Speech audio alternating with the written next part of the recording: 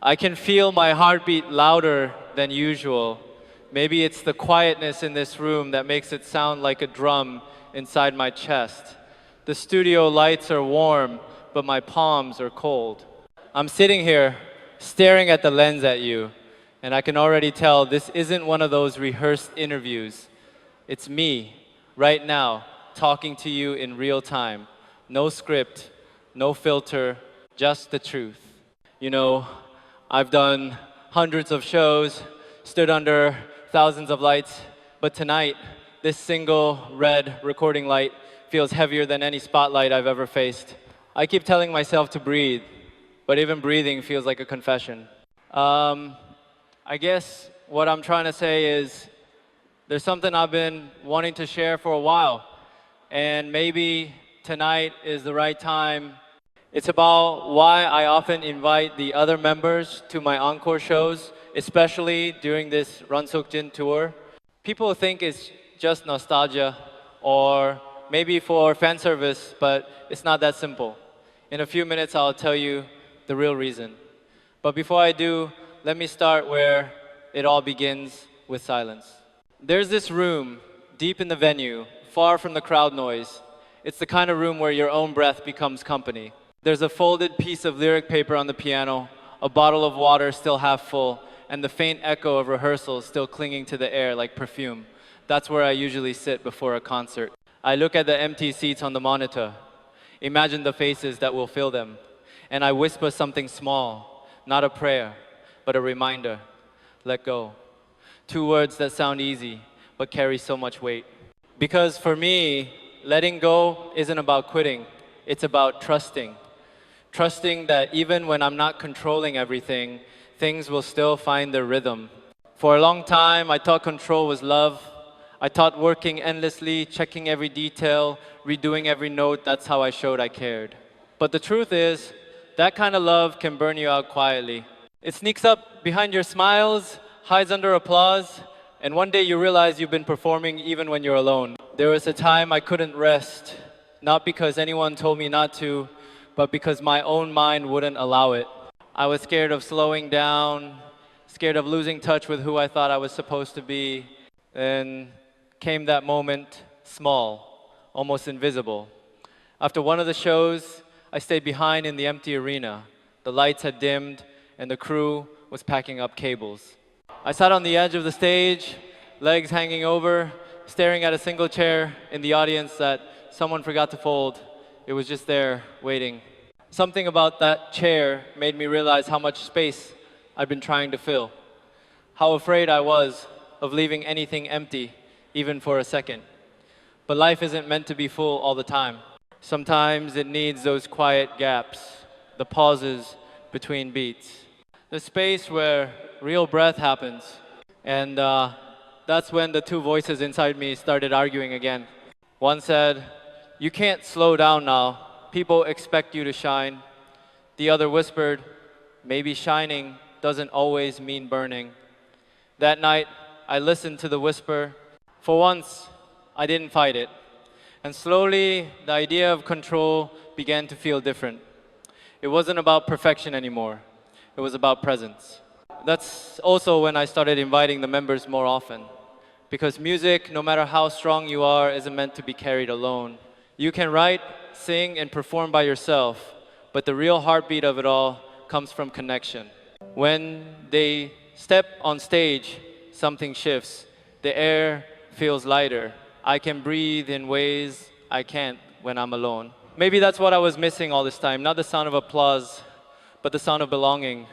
I remember one encore show where I turned around and saw them smiling, each in their own rhythm, not choreographed, just being. The way one laughs too loud, another makes faces at the crowd, another quietly hums off mic. It's chaotic, yes, but it's the kind of chaos that reminds me why I started. Because art, at its core, is about life, and life isn't tidy.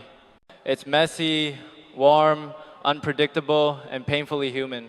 There's this idea that saying goodbye means closing something, but I've learned that sometimes it's just a way of clearing space for something new to arrive. When I look back at those encore nights, I realized they weren't just about inviting friends, they were about learning how to share the stage with life itself. Learning how to say, it's okay, you can take over for a while. I used to think stepping back meant losing importance. Now I know it means gaining perspective. And the reason I didn't tell anyone this before is because I wasn't ready to admit it to myself.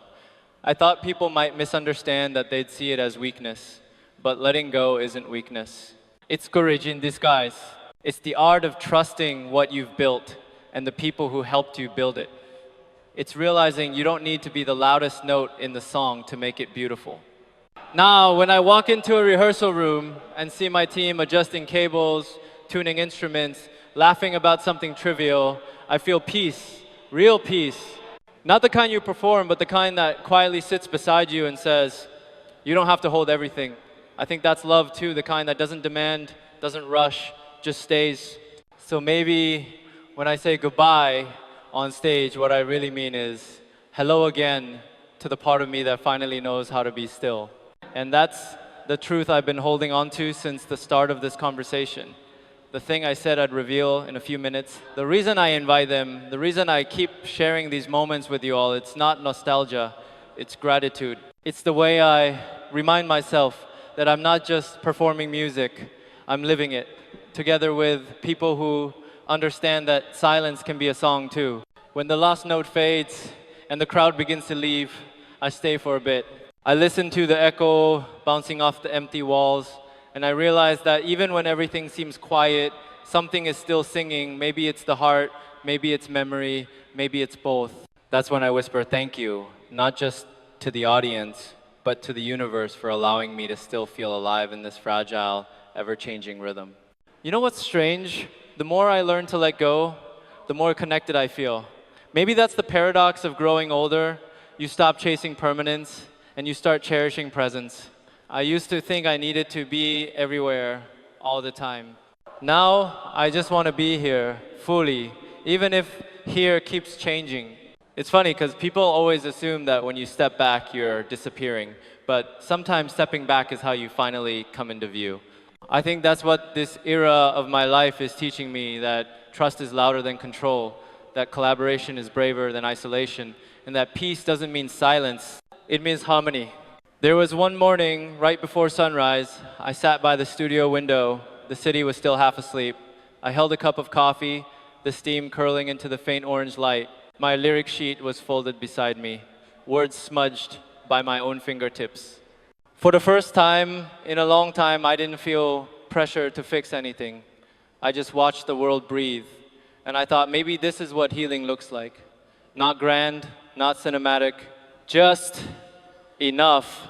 Since then, I've learned to say no to things that drain me. Yes, to moments that feel human, and maybe to everything else, because maybe is hope disguised as hesitation. I'm learning to live with maybe. I'm learning that I don't have to have every answer, every plan. Sometimes it's okay to be unfinished. And that's why these encore shows matter so much to me. They're not endings. They're checkpoints, small, glowing pauses, where I get to look around, see my brothers, see all of you, and whisper, we're still here. It's not about reliving the past. It's about recognizing how far we've come and how much further we can go together. I guess that's what I've been trying to tell you all along, that goodbye and hello are the same word written in different moods. That letting go isn't losing, it's making room. And that the real encore isn't what happens after the music stops, but what begins in the quiet that follows. So as this camera keeps rolling and the lights begin to cool, I just want to leave you with this thought. Every time I invite them, every time we laugh or mess up on stage, every time I take a deep breath before the curtain rises, it's my way of saying, I trust life again. And that, to me, is the most beautiful song I've ever learned to sing. Maybe the next time you find yourself holding on too tightly, you'll remember this moment. You'll take one small breath, loosen your grip, and realize that sometimes the bravest thing you can do is to let it be. So tell me, if you could write your own quiet goodbye, the one you've been postponing, what would your 3 words be?